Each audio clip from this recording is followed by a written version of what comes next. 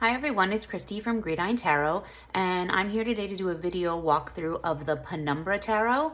Haven't seen a lot of videos or really heard a lot about this deck, and I think it's pretty interesting and has some really great points, and the guidebook is actually really interesting, so I'm gonna share all the cards and talk about the guidebook, kind of share some of my favorites and some really interesting points from the guidebook, and hopefully, everyone will kind of get an idea of what this deck is all about. So I'm gonna flip the camera around and let's get started. Okay, so here we have the Penumbra Tarot. The box is very nice. It's beautiful. It has kind of like a matte finish on it, and it has artwork all around the entire box. It's very nice. It's very sturdy.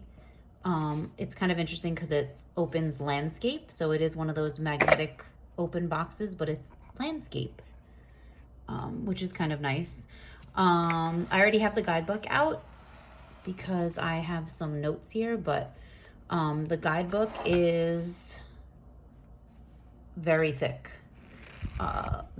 for, what we would consider a little white book. It's definitely not a little white book at all. It's full color, and it is quite a chunky guidebook.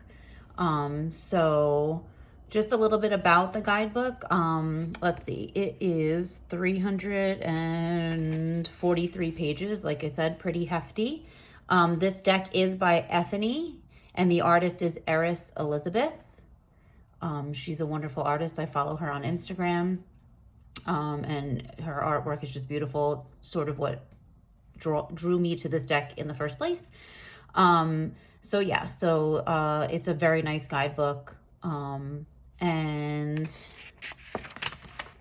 so one of the things that makes this guidebook so interesting, at least to me, is that there's 4 sections for each card. So you have Legacy, which is basically Ethony's upright and reversed traditional tarot card meetings. And then you have Apogee, which is from Eris, who's the artist, and she gives insight into like the intent that inspired each of the images on the cards. And then there's Perigee, which is the notes about the actual artwork. And then there's a song related to the meaning or feeling of each card. And it's awesome because it says a playlist is available on Spotify when you search for Penumbra Tarot. So just a really meaty guidebook. And just the fact that they add a song that sort of relates to the meaning of the card just adds a whole nother level of depth that you can have when working with this card. You can look up search the playlist and play each song while you're studying each card. I feel like this is going to be one of those great study decks that you can really get into with the symbolism and the art, and then now the music. It's kind of an amazing layer that I've really never seen in a deck. I'm not sure if it exists, but for me personally, I haven't owned a deck or seen a deck that has that musical layer added to it. So I just feel like that's kind of amazing. It also has introduced me to so many artists and different kinds of music that I've never been exposed to, which I just think is kind of amazing too, because I love discovering new music, and this was like a great way to do that. So that's, just another wonderful aspect of this guidebook. And then there's a nice elemental tarot deck blessing, which I thought was a really nice addition to this. If you do practice, witchcraft, if you don't consider yourself a witch, that's fine. But if you do, sort of that practice of witchcraft, this is really nice because it brings candles and crystals and incense and herbs into this and makes it like a ritual, which is very nice. I feel like that's a touch, because Ethony does identify as a witch. I feel like that's, this is a signature, for her especially. So it's just a very nice addition. And then there's definitely a few spreads. There's 1, 2, 3, 4 spreads. And then there's also one in here that actually comes on one of the cards that I'll show you. But yeah, just all around, like, really nicely produced guidebook, very aesthetically pleasing. I know that doesn't really mean a lot to some people, but for something that's supposed to be a little white book, it's definitely not little, it's definitely not white. And like I said, it's just beautiful to look at. There's artwork throughout. It's not just the card images. There's artwork throughout the book, and I can kind of show a little bit more of that after we go through the cards. So this is the inside of the box. It's not so easy to see with all the shadows, but it's like a mandala on the inside, and then this sort of like tie-dye. I kind of love that on the inside of the box. But yeah, really nice box. Magnetic closure. So we have this card is the top card that comes, like when you get the deck, this will be on the top. It says, in the universe, there are things that are known and things that are unknown. And in between them, there are doors. So it's a quote by William Blake. So that's really beautiful. And then this is just a little note from Ethony. You know, asking everyone to hashtag Penumbra Tarot on Instagram and TikTok if you're featuring it. And just a way to get in touch with her if you need any support. This is the card I was just talking about. So this is an Interview Your New Tarot Deck spread, which I think is awesome to have on a card, you know, for people just getting to know the deck. You know, you can kind of have this card out to the side while you're pulling your 5 cards in this spread. It'll, you know, a great way to journal, you know, and use the card right there with you. So I thought that was nice that they put it on a card. This is just also some information about Ethony and other things that she offers, but I kind of love that spread card.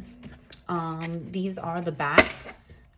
They are beautiful. I know there's like a little bit of glare from the light, but they're like a bronze foil. And the cards are edged in this like shiny bronze. It's a really beautiful color. It's definitely not gold. It's more like brownish, but hopefully you can kind of, it's picking it up, but the backs have that same color. They are definitely larger than your standard tarot size. These to me are more like an oracle size, I feel like. I haven't really compared. I have, let's see, what do I have? I have the Tarot of the Hidden Realm, of course, right here next to me, my favorite deck. But you can see they're definitely quite a bit larger than, you know, your standard typical tarot size. So they're definitely bigger. And the cardstock is, you know, definitely thick, and it's matte, you know, it's got like that, it's like that silky matte. That's why there's like still a little bit of like sheen, it looks like, but it's definitely matte, you know, cardstock. It's, you know, thicker. You can see this is a pretty thick deck. I'm not really sure about riffle shuffling. I haven't even attempted. My hands are pretty small and probably won't be able to riffle shuffle these. But they really are a nice cardstock. Like they have that, like we say that tarot ASMR, that sort of sound that many of us have come to love. It does make that like shirring sound. I don't even know if that's a word, but we're gonna go with it. That's what I think of. Okay, so here we have the Fool. Very jester-like, so really kind of taking it literally, the Fool. With this image that definitely looks like a jester. I kind of love the little mouse.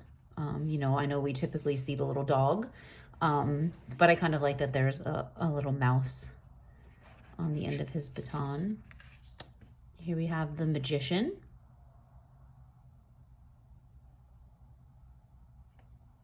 I kind of love that this is a little androgynous. We don't really know, is this a male or a female?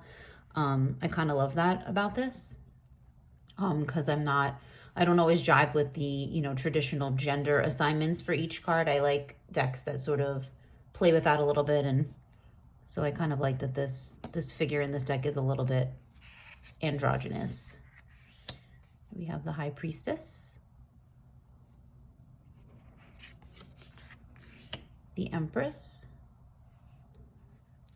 I talked about this card in another video that I did, the hashtag My Workhorse Decks video. I like this imagery. Like, I know we see a lot of pregnant Empress, and I know some people talk about how they're kind of over that whole imagery, and I do find it refreshing when we don't see necessarily a pregnant empress or like a beautiful woman, you know, surrounded by like lush greenery. There's nothing wrong with that, and I definitely have those decks with those types of empress cards, but I kind of like this depiction. You know, that kind of symbolizes that, you know, that birth and, you know, that just fertility and like new life. And you still get that like sort of lush with the pomegranate seeds. It's still, you know, a very lush, and like you think of, you know, that birth and you know, that new sort of new energy. I kind of like that. And here's the Emperor. And interestingly enough, in the guidebook, the artist talks about Michael Jordan and how he sort of was an inspiration for this card. And after I read that and looked at it, I do kind of see the older iteration of Michael Jordan in this card. I don't know that I would have connected that unless I read the guidebook and saw that. So here we have the Hierophant. Something I noted is like peacock feathers. Like it looks like peacock feathers in this like headdress crown that he's wearing, which I think is very interesting. I think that adds an interesting layer to this card. The Lovers. And I always love Lovers cards that also don't have like just traditional like man and woman or human figures, you know, in them. I kind of like different takes on the Lovers card, and this is certainly very different with the, you know, the snake or serpent and the dove. It's very, you know, that's a very unique take. Here we have the Chariot.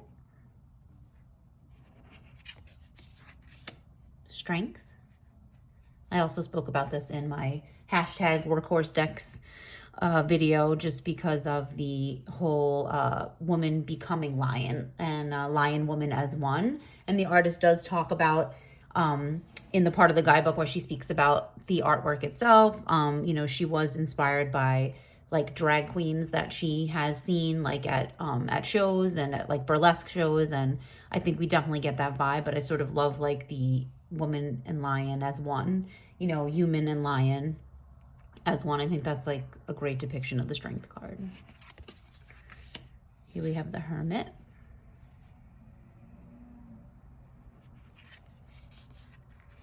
Wheel of Fortune.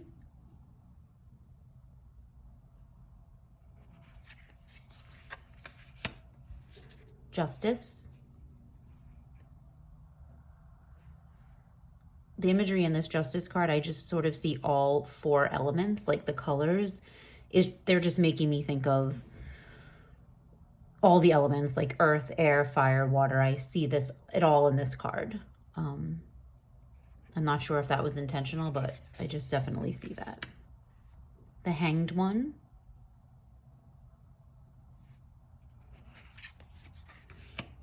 Death. Sort of a very traditional death card with the skull and the moth, the death and the rebirth. Definitely. Temperance. The Devil.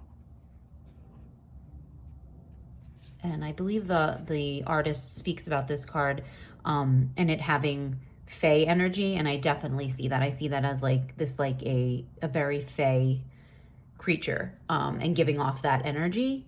And just, yeah, I definitely see that here. The Tower.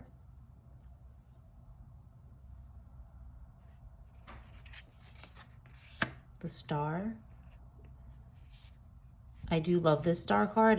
To me, it's very different than other star cards in other decks. To me, it's darker, which I find interesting, you know, as the star, you know, sort of having that, being that hope, you know, and having that energy, you know, that you know, that optimism. I kind of like this depiction of it being like a little bit more dark, like in terms of the colors and the tone, and just, you know, maybe that, you know, that the, you know, we should be optimistic and there is a reason to hope. but that we shouldn't let our guard down necessarily, and that we definitely still need to, you know, be tuned into what's going on around us and using our intuition, you know, to make sure we're on the right path. And so I do like this depiction of the star. And here we have the sun.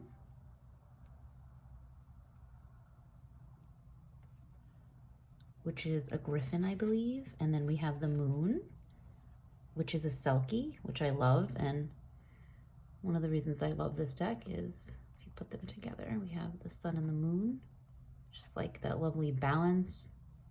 It's beautiful. I love these two cards. Obviously, this is also the image that's on the box for the deck. And I love it. Judgment.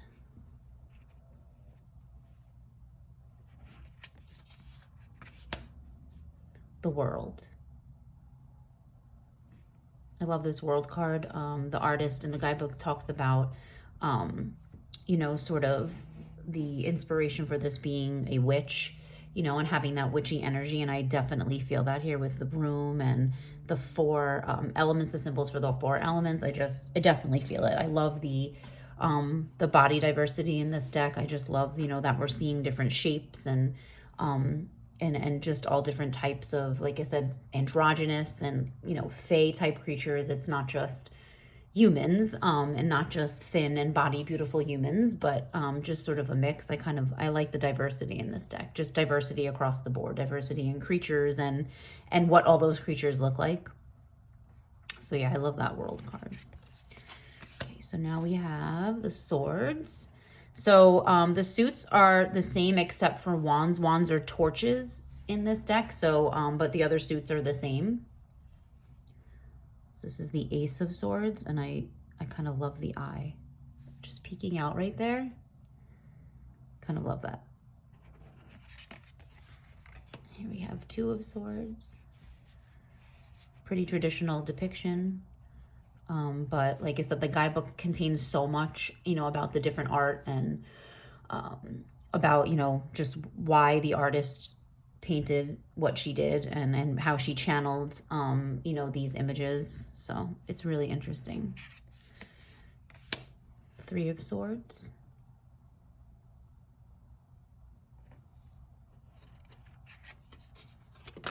Four of Swords. I like this Four of Swords. I like that we're looking down from the top. You know, traditionally in the RWS, we see it like, you know, from the side. But I like decks that sort of have you looking down on the person. You can kind of see them laying. I just sort of love this stillness, you know, this poise. You know, you have swords coming at you from every angle. And it's just that, like, I'm just going to take a breath and quiet, and I'm going to listen. And just see what my next move is going to be. And I love that, you know, with the sword across her chest, you know, because she's protected and she can protect herself. So yeah, I definitely love this Four of Swords. It's the Five of Swords.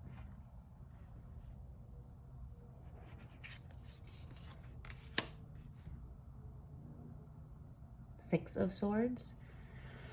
I do love this depiction. I love the dog. I just love, you know, the use of animals in this deck is really interesting. I just love that there's a dog in the boat, you know, with her, you know, heading off to new horizons, sort of, you know, looking forward and kind of leaving behind. And that dog sort of, you know, symbolizing, you know, there's companionship, that someone has your back, that usually we see the man, you know, rowing them, you know, off, you know, towards the horizon. But I like that there's a dog in this, you know, that companion, that, you know, someone that's going to be there for you no matter what. You know, we all know loyalty is, you know, that is a dog. So I like that. Seven of Swords. Again, a very, like, cool fae / elf type creature, which I kind of love. And again, we see an eye. That does, you'll see, like, throughout this deck that, you know, you can kind of see that throughout the deck. You'll see sort of eyes, like, in random parts of the deck. Here's the Eight of Swords. Again, I love this perspective. I actually have, this is, you know, one of the cards that I really like. So I sort of marked in the guidebook just because I love what the artist has to say about the depiction and the imagery. So I was inspired to use the first person point of view to emphasize the querent as the one whose action is needed to rectify the situation. I used a photo of my own hands as a reference. I wanted to position the viewer to feel as if they are looking down on their own hands and be directly presented with the outcome of the next moment. So I think that just for this Eight of Swords, this is an amazing depiction of you look like you're looking at your own hands. I don't know if anyone has the Tarot of the Abyss, another wonderful deck by Anatorian. That deck has in the Three of Cups, you know, it looks like your hand outstretched with one of the cups with the two other hands. And I always love cards that are done where it's your perspective, you know, and like she says, she wants the reader to feel like you have control over this and that you're going to decide what the next move is and that like your fate and your destiny is in your own hands. So this situation you find yourself where you might feel trapped in this current situation, that you can move forward, that you might be putting the limitations on yourself and that it is possible to get out of this situation. You know, wriggle your hands, move your hands back and forth. You'll get those bindings off. It's not as dire as it may seem. And I really like that. I like that, you know, she speaks about that in the guidebook and that it was purposely done. And she really wanted that, you know, for the reader to feel like it was them and that, you know, you can decide what's going to happen next and what that next step is going to be. So I love that Eight of Swords. Here we have Nine of Swords. Again, pretty traditional, but I do love it because you can sort of feel the anguish in this. You can definitely, you know, just feel that, you know, that anguish and that, you know, like you're powerless and stress and anxiety and worry. And I definitely feel that in this card. Here we have the Ten of Swords. Again, very interesting depiction. You know, the figures, the creatures, like I said in this deck, we don't exactly know what they are and, you know, what we're looking at. To me, this reminds me of like a banshee, you know, from Celtic, you know, mythology. Like that's sort of what I see when I see this, like that's what I see. I see about a banshee. I think maybe the artist talks about it being a spirit, you know, of some sort, but that's definitely the vibe I get. Is that sort of, you know, that spirit that's calling out to you to, you know, tell you that maybe it might be time to move on, you know, to something else. So yeah, I like that. And so the court cards in this deck are different. You know, we're not doing traditional page and knight and queen and king. So the pages are elements. So this is the element of swords. I do like this with the feather and like the hand, you know, writing, you know, rather than just grasping a sword. I kind of like that it's the feather and it's a pen, it's a quill. So I love that, just, you know, connection to intellect and the mind and learning.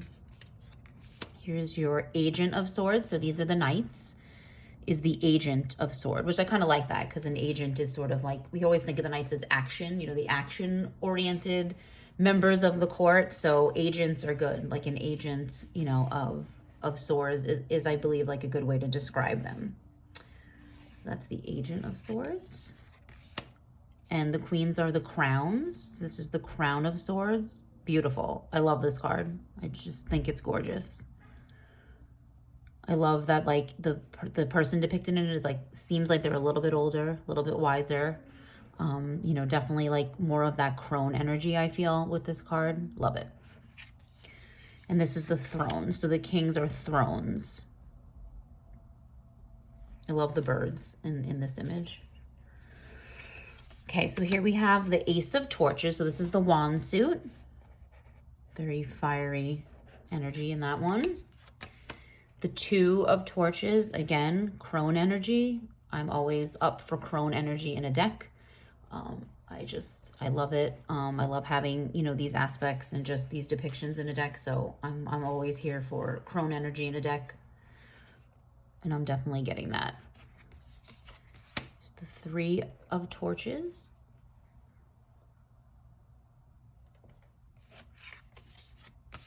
The Four of Torches. The Five of Torches. So this, I love this, the Lion. And interesting in the guidebook too, this is one of the, I really do like this card. It was one of my favorites in the deck. And so it's interesting that the author said that there was a large lion that she had painted on the window of her classroom. And she was doing a lesson on medieval bestiaries, which I think so cool. Like, I want to be in her class because I don't recall ever learning about medieval bestiaries in any classroom I've ever been in. So definitely would love to be in that class. But and she said she knew the lion had to make its way into the deck. So on the day she had to scrape it off the glass, it basically leapt onto paper instead. So I just love that the guidebook is giving us that insight. You don't always get the artist's perspective. So I feel like, you know, Ethony deserves a lot of credit for involving the artist as much as she did in the creation of this, the guidebook that goes along with the deck, because it is her art, you know, that's bringing this deck to life. So I kind of love all these, you know, little behind the scenes like stories and information about how the cards were created. Here we have the Six of Torches. Seven of Torches. I do love this too. Again, this is one of my favorite cards in the deck. I just love the crystals and like the herbs that are incorporated into this card. I love it. The torch, the nail. I do. I like this depiction. It's just different tools practitioners would be using. The Eight of Torches. The Nine.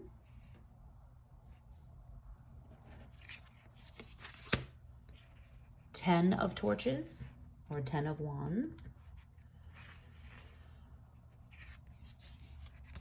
Here we have the Element or the Page of Torches. Agent of Torches.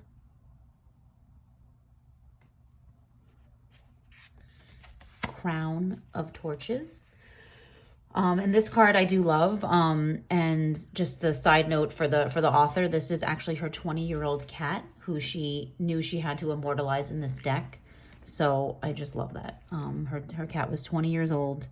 And she definitely said he had to be memorialized in her deck. So I love that he shows up in this Crown of Torches or Queen of Wands card. And here we have the Throne or the King of Torches. When you come to the Cups, it's the Ace of Cups. A little fish out of water. Two of Cups. The Cups has a lot of like merfolk featured, which I kind of like too. Again, body diversity, just sort of a lot of diversity in what we're seeing. Three of Cups. Just the Four of Cups. Here's Five of Cups. Another mermaid. I love how she looks like she's like part of the water, or like there's like a tree and it's like growing under the water and she just looks like she's part of it. Six of Cups. So when I first went through the deck, this Six of Cups gave me like that Into the Woods vibe, definitely. Like I immediately just thought of like Into the Woods or like fairy tales where the characters are going into the woods, and the artist does say that like that archetypal journey through the forest is really what inspired her with this card. You know, just sort of those young, naive characters, and they're being simple, and you know, it's they're playing with their siblings, or they're taking something to grandma's house.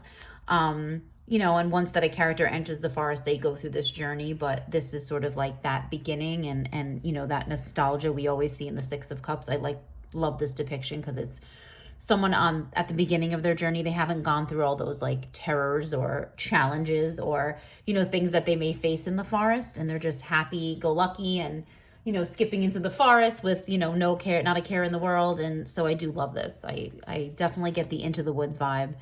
And you know, I was happy to see that's really what the creator was going for. Seven of Cups, another mermaid. Here's the Eight of Cups. I love this depiction. I just kind of love her hands, you know, the way like sort of like you know, I don't want any of this. I want to move on. I'm done with the past, and you know, I'm here and I'm surrendering that. And I just kind of like love her open hands. That's what I'm getting from that card. Just the Nine of Cups. The Ten of Cups. I kind of love this too. Like she talked about, you know, how, you know, in this Penumbra world, you know, that she created, you know, she wanted to give a sense of community for the Ten of Cups. So it's not necessarily the family or traditional family that we, you know, think of, but it's a family of neighbors and people who live together, and it's just a community all coming together. So I do love that. Still have the rainbow, but just nobody pointing to it, and it's not a hetero family. There's the Element of Cups, the Agent of Cups, an octopus. It's very appropriate. The Crown of Cups is beautiful. She's a beautiful Queen of Cups. And here we have the Throne of Cups. We have a merman. And here we have the Ace of Pentacles. The Two of Pentacles. More Fae energy. You know, to me it looks like another Fae creature. The Three of Pentacles. The Four of Pentacles. This is another one of my favorites in the deck. Love the artwork. The bird's nest, the pentacles, you know, obviously in the hand, and just kind of like all that greenery growing around. Love it. Here we have the Five of Pentacles.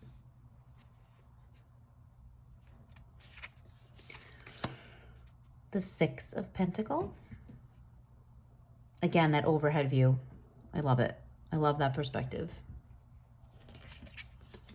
The Seven of Pentacles. The Eight of Pentacles. We have the Nine. More peacock energy. Beautiful colors. Here's the 10. I do love this 10 of Pentacles. This is another one that I kind of notated in the guidebook because the artist is a devotee of Hecate, and you do sort of see references to Hecate and that crossroads and like that triple aspect. And she does say that she, you know, that she appears in many guises throughout this deck, often hidden or concealed, as is her nature. Here in the Ten of Pentacles, a shadow of her triplicate form, often misunderstood, appears. The gentle puppy is a symbol of hers. It's important to me that any representation of the Ten of Pentacles has dogs in it, representing ideas of home, kinship, guardians, and keepers between realms. So I thought that was just lovely. Like, again, having the, you know, a dog depicted. I like that she's like kind of weaving that throughout. Whoops. And here's the Element of Pentacles. The Agent of Pentacles. Don't often see kangaroos in a deck, so it's kind of nice. Here's the Crown. Kind of, I love her. She has very earthy energy. And the Throne of Pentacles. The Green Man. Gorgeous. So that's the Penumbra Tarot. So I hope this, you know, was useful to people who may not have seen this deck yet. Like I said, I feel like it's not, you know, something that I've seen a lot of, but it's gorgeous. The artwork, the colors are so vibrant. If you're someone who likes vibrant colors in a deck, it's vibrant. And then just for the guidebook alone, it's a great read. I read it pretty much cover to cover when I first got the deck. And it is gorgeous. There are there's artwork throughout. Like you can see it's not just the card images, but like on pages, you know, there's little, like this is just her hands, and it just adds this like wonderful layer, like I said, to studying this deck. I feel like this is going to be a great study deck, and that added layer of the music it's just wonderful. It's a wonderful way to go in depth with this deck. So yeah, I mean, just for the guidebook alone, it's amazing. Like, it's a wonderful guidebook, you know, lovely deck. I'm so looking forward to getting to know it more and using it. And like I said, I think this is going to be a study deck for me, definitely. But yeah, hopefully you enjoyed this. Let me know in the comments if you have this deck and what you think of it and how you're liking it, especially the guidebook. And if you've listened to any of the music on Spotify from that playlist, I would love to just hear what your thoughts are on it. And hopefully I will see you soon in another video. Bye.